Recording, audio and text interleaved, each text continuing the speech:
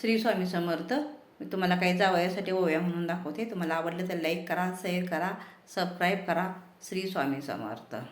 जावयाची जात जसा चिंचचा कडा, जावयाची जात जसा चिंचचा कडा, पोटाची दिली लेक सदा बोलतवा कडा, सदा बोलतवा कडा, पोटाची दिली लेक सदा बोलतवा कडा, सदा बोलतवा कडा.